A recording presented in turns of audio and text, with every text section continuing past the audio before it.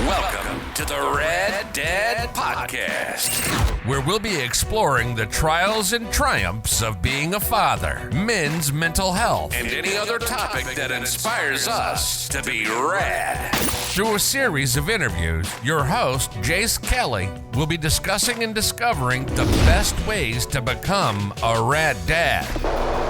Now your host, Jace. All right, welcome to episode 5 of the Rad Dad Podcast. I have my good friend Brooke Roney on. We've known each other well over a decade now. Yeah, have we? Yeah. Yeah, because I met you in, 2009. Yeah, 2009. Yeah, because it would have been my first year at Maple Mountain, yours too, but you were 2 grades ahead of me. Yep. So, we've kind of been, I guess you could say we've been friends on and off, but we've never lost that relationship that we built. And we've seen each other through various phases of our lives, right? So it's been really cool to watch each other grow. 100%. You're taking a pretty big step in your life next year, right? Yeah. Just got engaged. I did. Yeah, May. I'm getting married in May. In May 2023. Yeah, May 12th is the ceremony reception. Yeah. Awesome. So just to start off, I'll shoot a couple questions and we'll kind of go from there. So my first question, I was thinking about earlier today with, you committed to coming on a few hours ago. Right. Didn't have a lot of time to prepare, but that's fine because we know each other so well. Question number 1 would be, who did you trust the most growing up? Who did I trust the most? Oh, that's a rough one. I don't know. I feel like a lot of people would say their parents, but mine would probably be my brother, both of my brothers. So, Landon. Yep. And then my brother Dannon, who's by far the oldest. But the relation there is he married my sister Tara that passed away. Okay. Yeah. So he's technically my brother-in-law. But him and I have been super close ever since then. Okay. Met him when I was like 4 years old and just kind of connected. But yeah, I'd say he's like by far the main person I've trusted growing up. Awesome. And speaking of growing up, where did you grow up? If you want to pull out the list. Should I jump into that? Yeah. I don't know, dude. I grew up all over the place. And I feel like when I say that, people kind of look at it as like, oh, this guy's about to, like gloat a little bit. But I can't really help it. Yeah, you can't avoid it. It's your life. I know. Yeah, it's been kind of wild. So I was born in Provo, and then lived in Mapleton, but moved when I was only like 1.5. My mom moved to Cayman Islands, in a sense to kind of get away from everybody. I think she was running. I don't know exactly what the situation was, but I grew up in Cayman Islands pretty consistently until I was like 7 or 8 years old. We were kind of between there and Malibu, California, and a couple other places. Like This is where it gets kind of confusing, right? Yeah. But I'll go into it because I don't think I've ever actually shared this in depth. Give the people what they want. I know. Give it all. So when I was that young, my mom had a place in Deer Valley. She had a ranch in Idaho. She had a ranch in Wyoming. And then she had bought her first place in Malibu, or not in Malibu, somewhere in California before I was born. So all my family, all my extended family, everybody's from California. Okay. They're all from like the Pacific Palisades area. Okay. And so my mom had her places out there, but as far as I can remember, I was in Cayman Islands mostly growing up. Okay. And it was really cool because my mom brought the church to the Caymans, and it's kind of funny too because she like just started baptizing people there, which is like wild, right? Yeah. But she made it happen. She built at first we were doing Sunday meetings in our home for a long time, and she was like straight up baptizing people. You have memories of all this? Yeah. Wow. Yeah, because this is, by the time that was happening, I was probably 5, 6, 7 years old. It was more towards the end of the time we lived there. And so then she built a church building, and that's where all the meetings and everything were held. Still is. That's I think that's the Stake Center out there now. I think there are like maybe 1 or 2 branches. I'm not totally sure. I haven't been back in like, it's probably been 14 years. Yeah. Long time.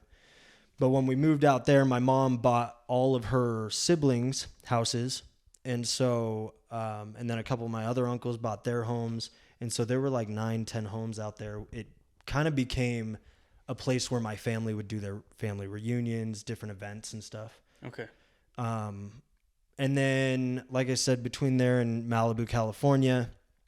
And then from Malibu, we moved to Jackson Hole, Wyoming. When you were 8 or 9? Yeah, I mean, dude, this is where it gets all kind of convoluted, right? Because she kind of bought these places all at once. Okay. And so when I say I lived in one place, it was kind of like, yeah, I was primarily there, but we were between these other places as well. Yeah, traveling a lot. Okay. But yeah, Malibu, she owned 3 different homes at. Wyoming, she owned 3 different homes. She also had the ranch in Bondurant, which was about an hour and a half outside of Jackson Hole. And then, let's see, from there, we moved to Hawaii. No. We moved to Las Vegas. So we lived in Las Vegas for a while, right up by the LDS temple, right up there on East Mountain. We were there for a couple years. My sister Tara and Dannon had bought the place, or my mom bought them a place right down the street from us. And so when we were living there, I was between probably 10 and 12, something like that. So from birth to this point, did you just think this was kind of normal?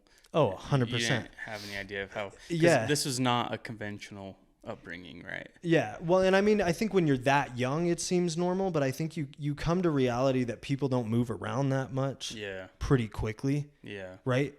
Because it's like, I don't know, like I couldn't hold friends because we were always on the move. We were always gone. Yeah. So you don't hold on to friends much. And so I think right when you start to get into the point where you start creating personal relationships, it becomes obvious that your life's pretty different. Mm-hmm. But yeah, like we just lived all over the place, usually around the ocean. Like, we lived in Florida for a little while as well. And then traveled a lot, traveled through Europe a little bit when I was a kid. And then when I turned 13, 14 years old, we moved here to Utah, back to Utah. And I think the main reason was because my mom wanted to be closer with her family again. Okay. Yeah. Is your mom from Utah? No, so California. Okay. Yeah, they're all from California. My mom was actually born more in Northern California. Okay. And then, and then they moved back down. My mom's, third in a line of 9 children. Oh, so, wow. Okay. Yeah. Lots of kids. Yeah, so she's one of the older ones. Okay. And then the younger ones, also born in California, but then moved here, I think, when my Uncle Burke and my Uncle Park were still in high school. So they finished high school at Timpview. Okay. Yeah. And then, but by that time, my mom was older. She had already gone to BYU Hawaii, and did a whole bunch of stuff. I think by then she had started New Skin in like 84. So when you moved to Utah when you were 14, did you know you were going to be here for a while? No, I mean, it was more of a solid decision. Like I remember, so at the time we were in Wyoming when she told us we were moving here. And like the biggest shift or the biggest difference between this move and any other was public school. Okay. Yeah. So I was homeschooled my entire life. In Malibu, we did go to a private school for a little bit. Went to private school for like a year and a half, something like that. But I was only in like kindergarten, first grade. But when she told us that we were moving here, it was like, you guys are going to public school. We're moving to Springville, Utah, up Hobble Creek Canyon. She ended up buying the house up there, sight unseen. Her brother Park, you know my Uncle Park, right? Mm-hmm. He's the one that kind of found that place, and she bought it through him. Avianos used to live there, so it wasn't built. It was already built. Okay. Yeah.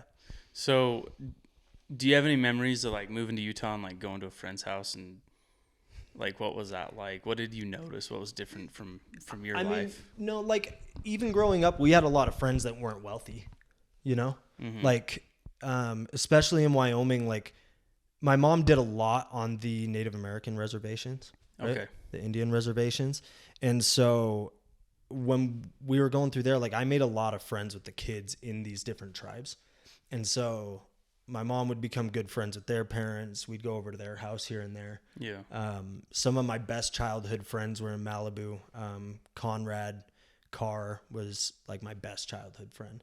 And the Carrs lived right down the street from us in Paradise Cove. I don't know if you've heard of Paradise Cove. Big surfing spot. And so we were over at his place all the time. But it's like a really nice trailer park, right? So like the park's Like all probably $1 trailers. million trailer park. Yeah, no, expensive, right? Yeah. But they're small. Yeah. Right? And so like moving here, it actually seemed like more people had bigger homes than anywhere else I had ever been. Okay. Because everywhere else is more expensive. Yeah. Especially back in 2006, 2007, right? But, so I always tell people, my belief is that travel and being exposed to other cultures is one of the greatest educations you can get. 100%. How do you feel like that has developed your personality into who you are today? A ton. I mean, I think a lot of it was the travel, but even more so was like the homeschooling, right? Like I wasn't associating with a lot of kids my age. I was associating with adults all the time. Yeah. And I think that helps you become a good conversationalist, but it also makes you a little socially awkward as a kid. So I remember moving here and it being it was kind of a shell shock. I don't know. Yeah, I was kind of like the weird kid at first, but I recognized it pretty quick and I'm like, yeah, but no, I think traveling's been awesome. Like my mom spent a lot of time in Guatemala when we were growing up. And so I got to go out there and like she owned an education foundation, the Rose Education Foundation. And they would build schools and wells and different things like that. So we would go out there and travel there. But yeah, we traveled all over the place. I wouldn't have wanted it any other way. Like it was incredible. Yeah. Yeah. So why are you still in Utah? Why am I still in Utah? Dude, I love it here. I really do. It's like one of my favorite places. We've had this conversation on the podcast with other guests. Okay. And, I hate when people complain that there's nothing to do in Utah. That just tells me you're not getting off the couch, right? Yeah. There's so much to do here in Go Utah. out and do something. There's tons to do here. Tons of outdoor stuff. Well, even, and like me, I don't know. Like I go out a lot, right? Like especially once I turned like 20, 21, I started going out to different bars and clubs and stuff. And there's a lot of that here in Utah. Yeah. And most people like kind of discount it. Like, oh, it's, it's maybe Utah, we it's shouldn't much tell them else. how good it is. Yeah, don't tell them how good it is. Because then they'll move here. It's already growing like crazy. No, So- but I think out of all the places I've lived, obviously like Utah is home because I've been here the longest consistently. Yeah. Right? I think now it's been 15 years. Like it's been forever. Yeah. I've lived more than half my life here. And so I remember everything else, but really like who I am, or at least since I was 14, my personality has been developed here. Gotcha. Yeah. That makes sense. So in this time, I guess, from when you were born to when you moved to Utah, who was your father figure? Oh yeah. So this is this is a wild one. It's actually really cool that you focus on this stuff in this podcast. So my mom was married a lot of times, a bunch, but my father that I always called, or my dad, who I called dad growing up, was Thomas Wentland. And my mom met him at it was like a trade show out in New Mexico. Okay. And once again, it was on a reservation. My mom, this is kind of funny. My mom was actually dating his friend at the time. So she came to this event with his friend, and he came and introduced my mom to Thomas. And like the very first thing he did when he met her was he brought her a rose. Yeah, kind of blatant right in front of his buddy. Wow. I know, yeah. Forward. It's bold. I mean, super bold. Yeah. I only know this because I actually talked to my dad about this, and he kind of told me the story before he passed. But then the next day, we were at our hotel, and he came with his buddy to our room. And like right when he walked in the door, he actually picked me up. And so I kind of attached to him really, really quick. How old were you? At the time, I was probably 3.5, 4, something like that. Right around there. Super impressionable, right? Yeah. But I remember it. So that's probably one of my earliest memories. My earliest memory is actually right before we moved from Utah, but it's like, it's a picture. It's not video. Right. But, yeah, he walked in, picked me up. I immediately kind of bound to him. And, ever since then, I called him dad. I always held a really close relationship with him. My mom and him were off, like on and off all the time. They were together like in total about 11, 12 years, but had divorced once. So they got, so when they met in New Mexico. 2 days later, she told him that he was flying home with her, and they got married the third day. What? Yeah. So 3 days after knowing each other, they got married. Okay. Yeah, at one of our homes in Jackson Hole, Wyoming, in Wilson, and the other dude just like was told to piss off. I have no clue what happened to him. Okay. I didn't really get into it with my dad. I didn't never ask him or my mom about it. I'm guessing that they never became friends again, right? Yeah. I mean, who knows? But yeah, they got married super quick. But on and off, divorced once, remarried, and then got divorced again. Okay. And so they were actually married twice. Within 12-year span. Yeah. Yeah. First time was in Wyoming. Second time was in Vegas. I think they just went to the little white wedding chapel, but okay. Yeah. So from when you were 4 to 16-ish, 15. Yeah, 15, 14, 15, something like that. And when we moved here, my dad came with us, but he had, I don't know, and my mom's similar to this. He had kind of like a drinking problem, and my mom kind of had her problems of her own, like related to different prescriptions and stuff. And it just didn't play out. Like when we moved here to Utah, he moved here with us, but was only here for maybe a month or two, couple months. Okay. And it's kind of funny because as far as I can remember, he introduced, so Rob, the guy that my mom ended up marrying when she moved here, lived down the road from us, and he did different construction projects. So he came up to the house and introduced himself and said, hey, let me do some work on the property, because he could see that my mom was doing a lot of renovation, because she didn't build the house, right? She went and bought the house. She wanted a lot changed. Yeah. And so they were doing a ton of landscaping, roofing, all kinds of stuff. And so he came. That's how we met him. Him and my dad actually became pretty close right off the bat. They knew each other. But then very soon after, my dad split and they ended up getting married. They got eloped in Las Vegas. They didn't do a real wedding or anything. Gotcha. It's kind of funny. I always like kind of despised my mom for that. I never had a problem with my mom. I loved her to death. And she was seriously one of the sweetest people on earth, right? You had met her before. Yeah, absolutely. And, but when she went and got eloped, I was like so upset as a kid.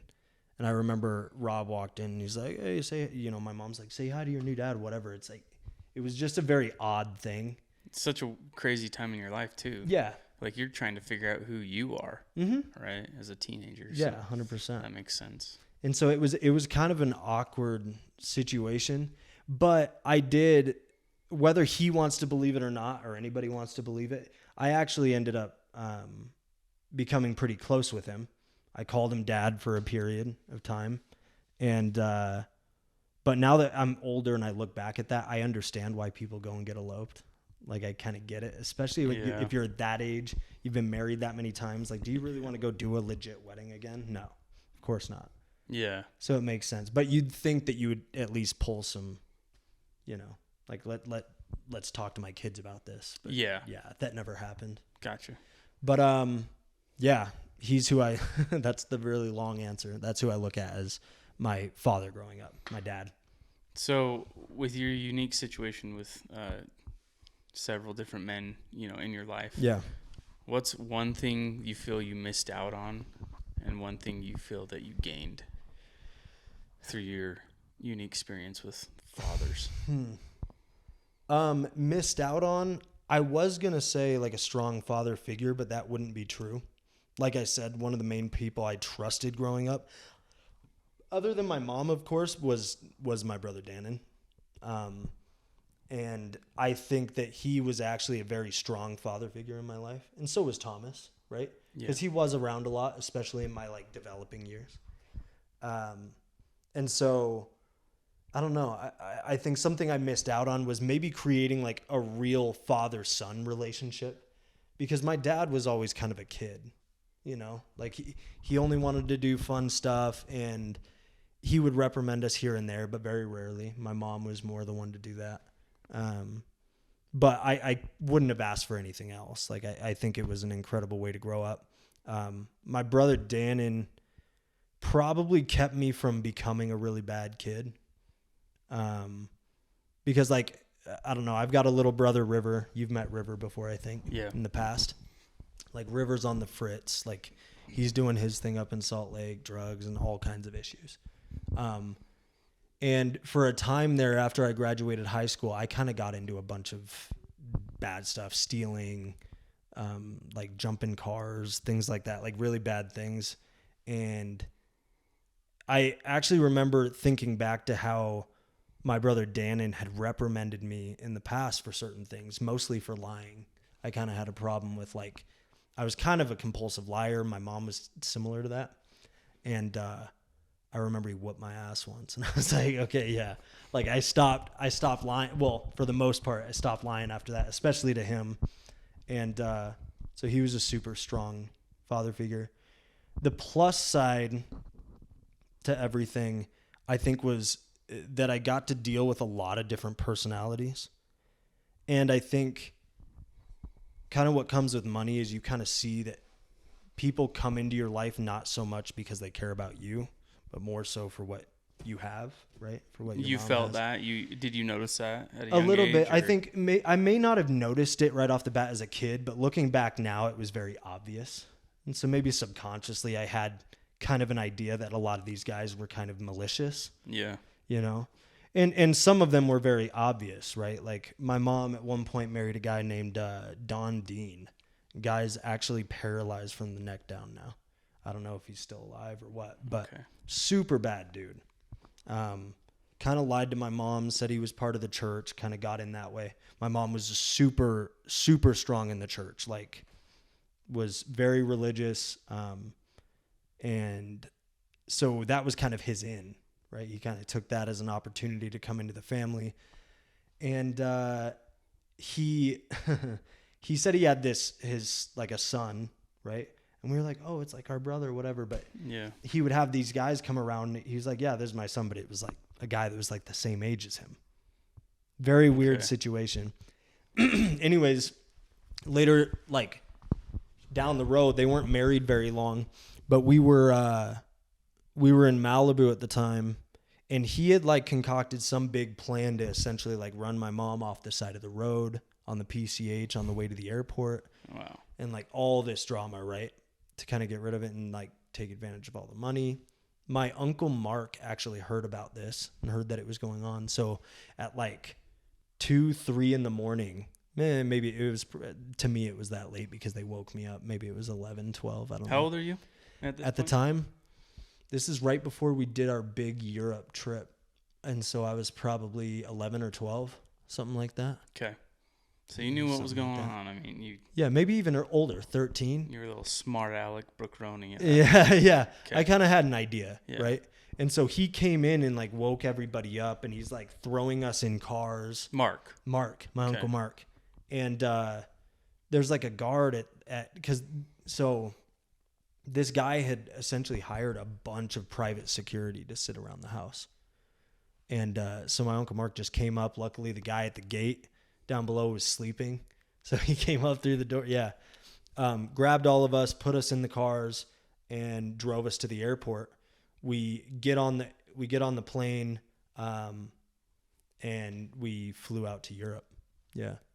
And I think the first place we stopped, was it Ireland? I think we went to Ireland first, and then to Spain and a couple other countries. We're gone for a couple months, and then came back to Wyoming. And so from Wyoming, we were there for a good amount of time, and that's when we moved here to Utah. So it was actually kind of right before all this drama. And so my dad had come back around after all that And so that was kind of the whole situation. I feel like you need to put your life in a timeline like in the movies where there's all these red ribbons and photos. And I do. Well, even when I'm talking about it, I get lost yeah. as to exactly like where the time frame was, right? Yeah. Like what I can kind of base it on is like I can kind of base it in steps, right? For me, it was like, okay, Utah, Cayman Islands, Malibu, Jackson, and then Las Vegas, Hawaii, Florida. Like right? Okay. Like for me, that's like the timeline. Yeah. You know? And then you have this Europe trip that kind of sat right when I was like 12, 13, which is where I'm really starting to come to like realization of what's happening. Yeah. You know, before that, everything's fun and games and, you know, but Do then you you ever- start asking questions. Do you ever like lay down in bed at night alone and you're like, what is my life? Like think back to this stuff and you're like, memory pops up and you're like, this is crazy. Now it doesn't seem real. Really? Right? Well, yeah, because I've been here for so long and life's been so cruise and chill. Outside of the whole Rob thing, that's a whole nother situation. But yeah, it's just like now I think back to it. There's parts of it where I'm like, oh, I really miss it, right? It almost brings like a tear to your eye that you're like, oh, it's like not like that anymore. But then the other side is, you know, like my life here has been high school, move out, get a job. Like it's been pretty basic. Yeah. Since then. Do you think money buys happiness? Yes, I Explain. do. I think that it can control you, but I do ultimately think it just makes you more of who you are. Magnifies you. Mm-hmm. It mostly just magnifies you. I think if you're a good person, like I have a lot of uncles that are very good people. They have a lot of money, and I would say they're still great people. I would say that they live a very happy life for the most part. Okay. I think obviously happiness is found outside of money, but I do think money is a good channel to get there. You know what I mean? Yeah. No, that's a great answer. Yeah. What's the big quote? I'd rather cry in a Ferrari than on a bus. Yeah. Yeah. Fair enough. Well, I'll give you my opinion when I've made it. Yeah. I guess. Tell me. So, I want to hear a piece of advice that you'd give to a father marrying into a family with kids. What does that father need to know, or what can he do to support those kids and build a relationship with them? I want your perspective because I can have dads on that are, have gone through that situation, but I want I think one from you. I mean, for me, it was a little bit different. I don't know. Like from my experience, I don't think it's hard to get kids to like you, right? I think what's hard is not letting them down, right? Yeah. Like with your actions during the marriage. You know, if you're coming into a family with a bunch of kids, for the most part, they're impressionable, especially if they're young. Second, they're kind of looking for a father figure or somebody to give a little bit of structure to their life. Yeah. At least I was, right? Yeah. Like when I was growing up, I remember, I don't know, like Rob was actually a very structured person. So like when we moved here and my mom married him, it was like there was a lot more structure. It was like, you can't have friends up on the week or during the weekdays. Like you need to do your homework, you need to get good grades. Like it was very it was new compared to what I had in the past. But I think as long as you know that a kid is impressionable and is also looking for a father figure, you can easily become that person. So don't fuck it up. Yeah. You know what I mean? Yeah. Like don't be a bad person. Try to have some good values. The other side is like, I would do my best to treat everybody with kindness. I don't, because my experience with men has been that they're, for the most part, malicious. Yeah. Yeah, and I think that's why I asked that question. Yeah. Your Well, opinion's so unique and yeah. Well, I don't know what you think about it, but I do think that men naturally are somewhat malicious. And I think that every man has to be like, they have to recognize that and do something to combat it or do something to control it or go and find an outlet, Yeah. Well, I will say this. I think fatherhood is like I don't want to compare it to a big job or calling in life or whatever. I just want to say that fatherhood needs to be taken more seriously in this world. Absolutely. I think there's too much nonchalant, be the cool guy, be the buddy with your teenage kids, whatever. But in the end, I think fatherhood needs to be taken more seriously. And when it is taken seriously, the home situation improves. Kids are raised better. Yeah. They're raised more confident. The mental health issues don't get developed at a young age. Yeah. So I take fatherhood very seriously, and my hope is that I can spread that message through the podcast. But 100%. It's such an important role. I mean, as beautiful as a person as your mother was, yeah, to have a father figure in your life is still so important. Oh, it's pinnacle. 100%. Yeah. Like, I don't think there's enough of it, but like when you say that, are you saying more so like in what sense do you need to be a better father? What is a father? I'm not going to break it down specifically what people need to do to be a better father. I just think the role as a father needs to be taken more seriously. Okay. Because it's not easy.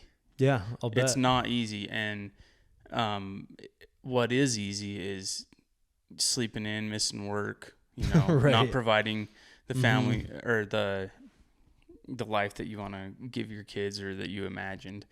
It quickly, men can go down the wrong route. Oh yeah. And it seems like, more often than not, it's left up to the single mothers to raise our kids. Yeah. And that goes back to my point is like, I think every man kind of has that in them, and it's really whether or not you can control it. Yeah. Yeah. I don't think it's whether or not you're just a better person than the next guy. No. Yeah. Yeah. Kind of a wild thing. I don't know. It's funny. I've told Mackenzie, she's my fiance. I've told her before, I'm like, if I could, I would have a kid tomorrow. Right. But do I really know what that means? No. Mm-hmm. I can I can speak to experiences I've had with fathers, but ultimately I don't think there's any way I could know until I had my own kid. Yeah, and I don't think anyone's really prepared. Yeah. Until right. it's one of those things where you jump off the cliff and build the plane on your way down. Yeah. 100%. Speaking of that, you're getting married, and I have such a positive outlook on marriage because it can be so fun. It's another thing that needs to be taken seriously and needs to be worked on daily.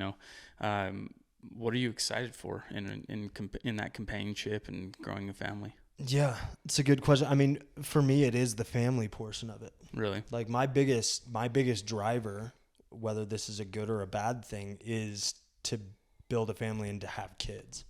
Like my biggest thing is I want this might even sound selfish, but like I want to have kids so that I can spread more of who I am. Yeah. Legacy. Legacy. Yeah, legacy. I think that's one of the most incredible parts to it, and like I said before, I mean that's really the reason why why I've been wanting a kid now rather than marriage first, right? I feel like I'm not talking to Brooke Roney. Really? I don't know. I feel like a few years ago, having a family wasn't on your mind, and you seem so excited about it now. Yeah. Yeah, no, it definitely wasn't. I mean, I'm even surprised that I'm in this position right now. Yeah. Right? Like I am. Like I don't know about you, but like when you were engaged, it's like it doesn't seem like a huge different step. Like it doesn't seem like I'm in a different spot necessarily. Yeah. Because I've dated different girls and stuff, Just right? title. Yeah. Title change. As of right now, Yeah. right? Because I don't think it's necessarily hit me. I've been in a couple different relationships, one that lasted like 6 years, another lasted 2, a girl I lived with, and now my fiance. We've been together now for a year. October of last year is when we met. Or not met. We met 3 years ago. And then reconnected again last year in October. But Okay. And now we're getting married, which is like wild. I mean, we have a long engagement. It's like all the way out till May. According to Utah timelines. Yeah, according to Utah timelines, but also because everybody's married. That's actually why we did it. Or no, not married, because everybody's pregnant. That's why we did it. Seriously, yeah. We're like, Okay. well, like I think 6, 7 of our friends are all pregnant right now. Yeah. And so it's like Mackenzie's like, I don't want a bunch of pregnant girls at my wedding. She's like, I'd rather have a bunch of babies. Get the babies, get in shape. Exactly. They're all going to be born, January, February, March. And so May comes along, everybody will have, 5, 6 or 5, 4, 3 months. You're going to have like a nursery at your reception. Exactly.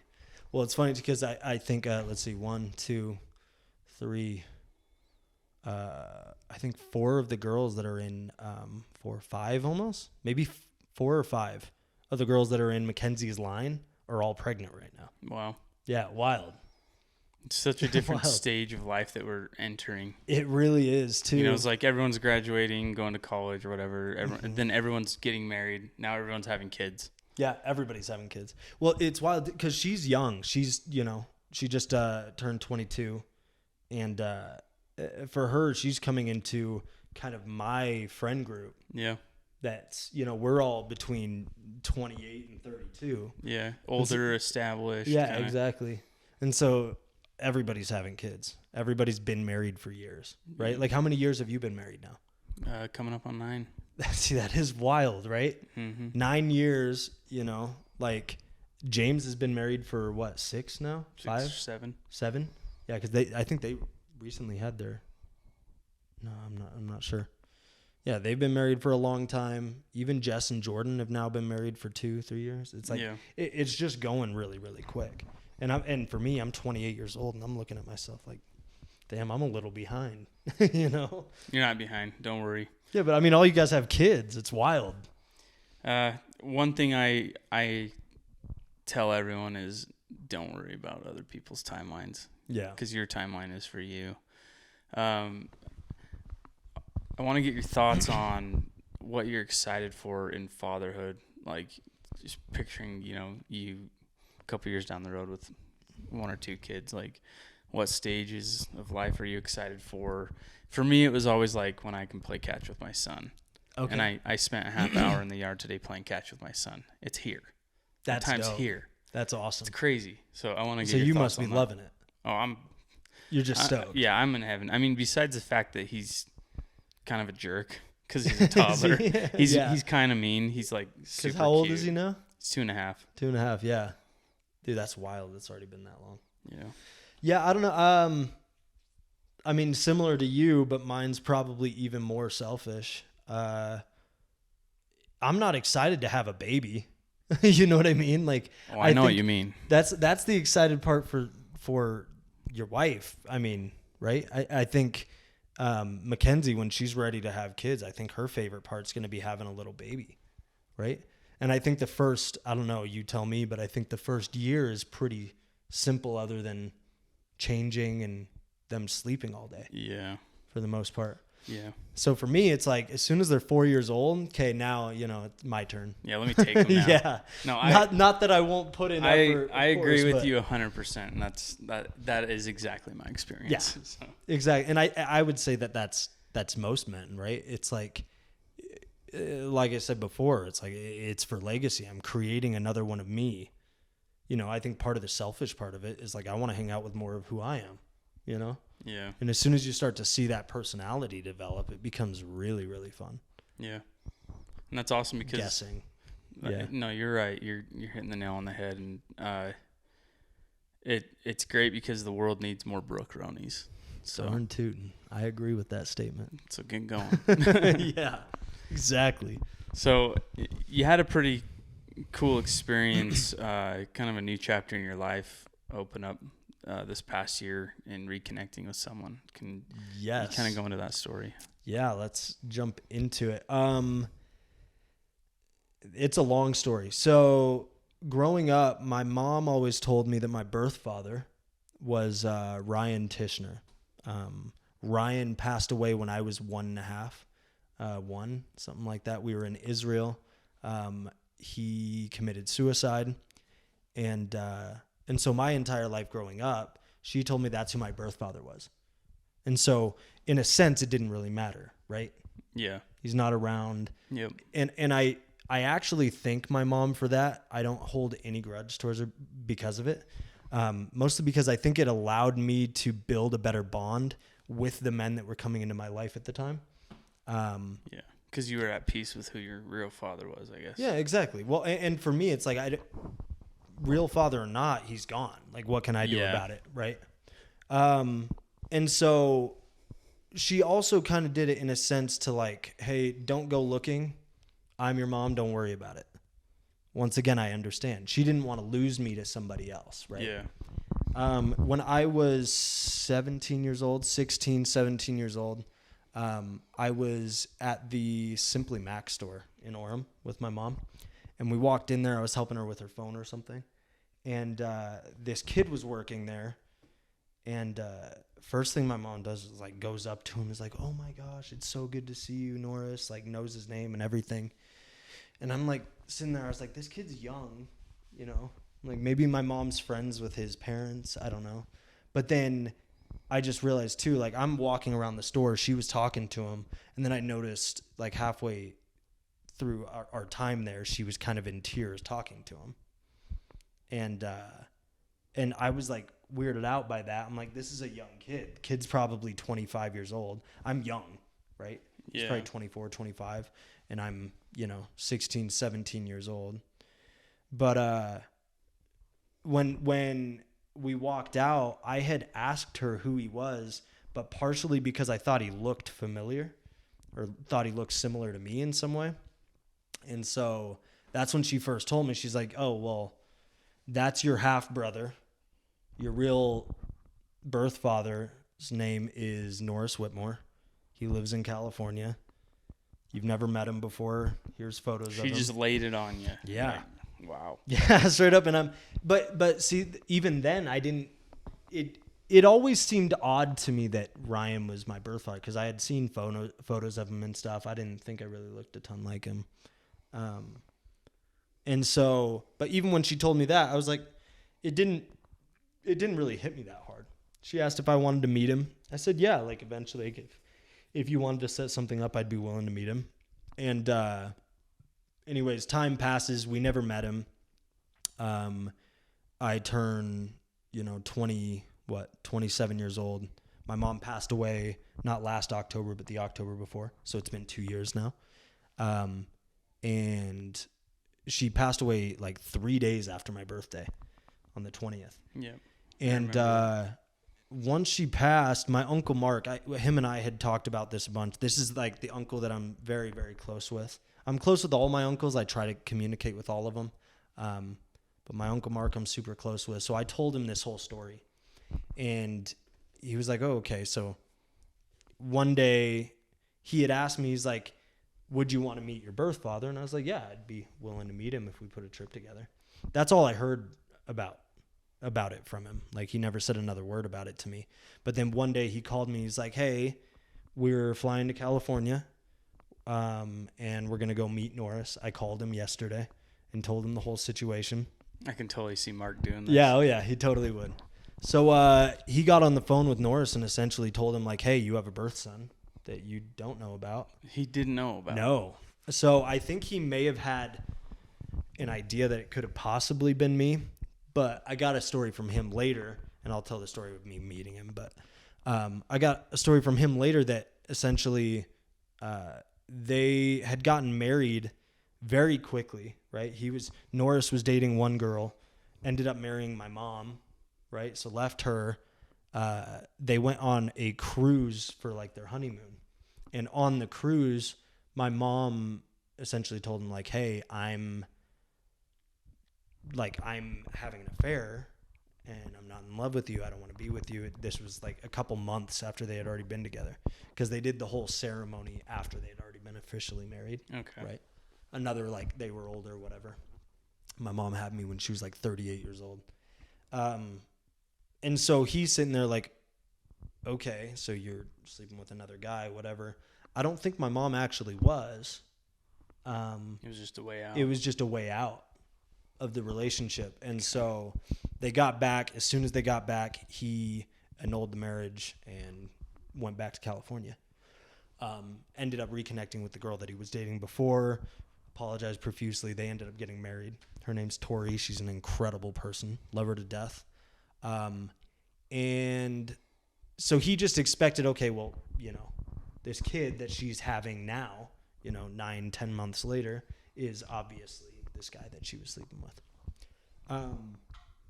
But yeah, he had no idea. And so, anyways, we go out to California to meet him, and we met in Santa Monica. They live up in Santa Clarita, and they drove down to meet me. We met in the hotel lobby. We didn't go get food or anything. We essentially sat at this little round table, just me, my Uncle Mark, Tori, and Norris, Tori being his wife. And you could tell, like, when we kind of greeted them, we went up to the front door to greet them, and he wasn't incredibly warm, right? It was like he was actually very worried. Like, why are you, you're 27 years old. Why are you meeting me now? Yeah. Like, what is it that you want? You Yeah. know? And, and so, or 28 years old. This was like right after my birthday last year. And, anyways, we go and we sit down, and like for the first 45 minutes, you can tell he's very uptight.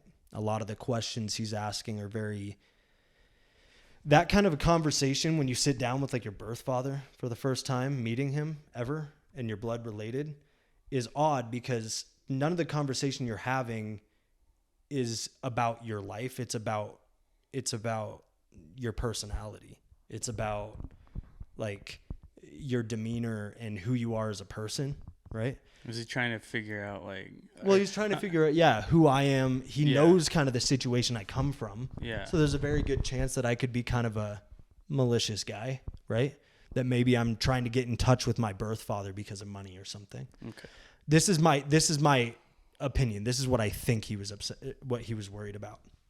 But after about the first 45 minutes, you could see him like physically calm down, because towards the end of that, I could tell what was happening. So I made a very blatant comment, and I was like, hey, I just want you to know, if you think, or if you're worried that this is some kind of money situation, it's not. I'm totally fine of myself. I don't need a dime from you, and never will, And during that conversation, they had made a comment like, none of our kids have ever asked for $1. And so I'm like, okay, I get what's happening here. Yeah. Yeah. It was funny. So after about 45 minutes, you could see him physically relax. Okay. And then the conversation got a lot more real and a lot more like, yeah. And then they were asking me questions about like, okay, well, what's your demeanor? Like, in this situation, how would you react? And yeah, very different questions. So we met, and then as we're walking out, he gives me a hug for like 5 minutes straight. It feels like just a long time. It was really cool.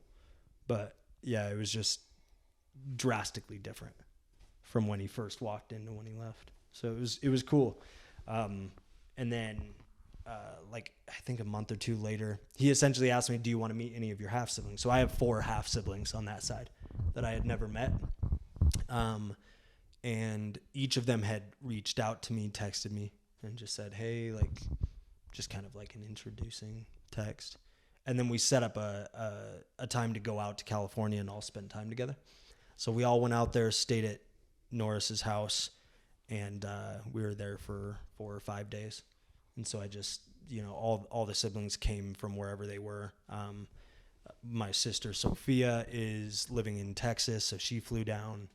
And then Brianna's down south. She came up. Norris came and Vanessa came. They're all kind of in the same area.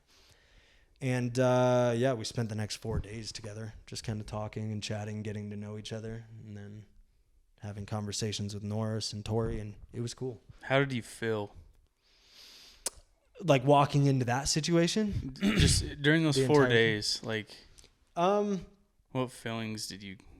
I don't know. It was really cool. Like, I don't think this is going to sound bad. Because I actually truly do love them now. It's wild. It's weird to like say that when you only meet somebody for in such a short period of time. But I don't think anything is more binding than time, right? Blood, whatever. Like, I don't think anything is more binding than time. So for me, like, my siblings will always be the closest people to me, right? Meaning, like, all my adoptive siblings. And, but then coming to them, it's like, it's a whole nother situation. When I first walked in, it was funny because everybody was freaking out. My half brother, he came out and like greeted me at the car before walking into where all the girls were, because, you know, like the reaction's different. Yeah. And so we talked for a little bit. It was funny, but him and I had met before at the Simply Mac. We just didn't realize the connection there. Okay. Yeah. My mom had told him who I was at the time, but he didn't believe it. In Simply Mac. Yeah. Wow. But he didn't believe it all that time. And so, yeah, I don't know. I mean, the initial interaction was odd for sure. It was cool, but it was like, I'm like one person meeting six, Yeah. you know? Yeah. And it's like, I'm trying to assimilate as quick as I can, but it was it was cool. It was cool. We went and sat down and had dinner right off the bat, but everybody was super warm. Nobody was weird at all, which was cool. And then that night we ended up staying up till like probably 2-3 a.m. just talking. It was cool. I'm sure it was such an incredible experience for them too. Yeah. Like, yeah, super. I'm sure. I think for them, it's a different situation on either side, right? Like for me, I don't necessarily feel like I missed out on much because they were all so much older than me, right? Like they were all around when, you know, Norris had married my mom years and years ago. Closest one to me is Norris, and he's, you know, 36, 37. okay. I'm pretty sure. Sorry if I'm wrong. Yeah. And so for me, I don't feel like I missed out on much, but they're older. And so for them looking at me, it's like, we missed your entire life, right? It's like you were born and we were all here and we didn't know about you. Yeah. Especially like my birth father, you know, he's looking at it in a sense, he's pissed off at my mom because it's like, why would you not tell me that my birth son's here? It's like, you didn't give me the opportunity to be a father. And so you could see some of that regret in him. Not that he did anything wrong, but that he was pissed off that he didn't get the opportunity. And so for them, it was a lot harder than it was for me. For me, it's very, you know, I wasn't necessarily dying to meet them because I didn't have any relationship with them. And that's just kind of how I am. Yeah. But I guess when all is said and done, all of you now have the opportunity to move on, continue to build this relationship and have that. It's going to be awesome, honestly. It's hard because everybody's so much older. It's like, how do you get in touch? You know, you call on the phone here and there, and that's great. But it'd be nice if, you know, every other month we could go and do this 4 days at the parents' house. Yeah. You know, but it's past that time. Yeah. Everybody's kind of, you know, and they all have kids, you know. All of them's got, you know, anywhere between 2 and 4 kids. So it's like, I've got a bunch of different nieces and nephews that I'm meeting for the first time too, which was wild because the last day was Sunday that I was there, and everybody in the whole family came over.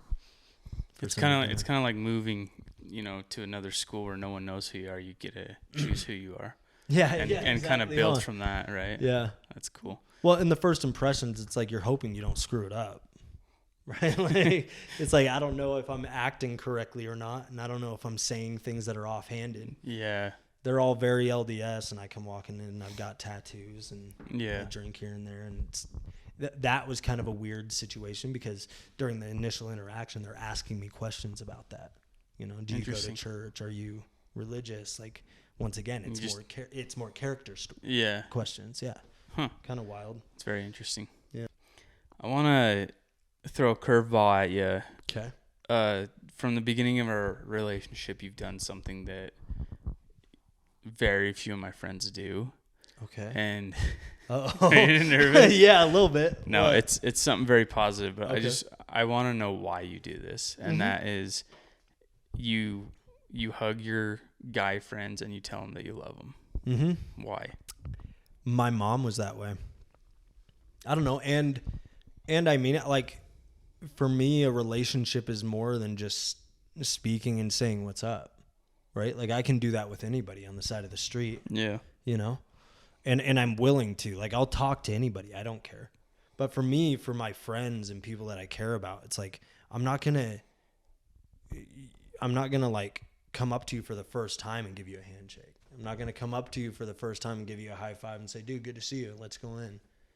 Like, for me, it makes way more sense to connect with somebody physically, especially right off the bat, because I also think it helps with, I think it helps with communication too, especially in a situation like this. Like when you're walking in, the first, like you were saying, the first couple minutes of a podcast, it's like, what do we talk about? You know?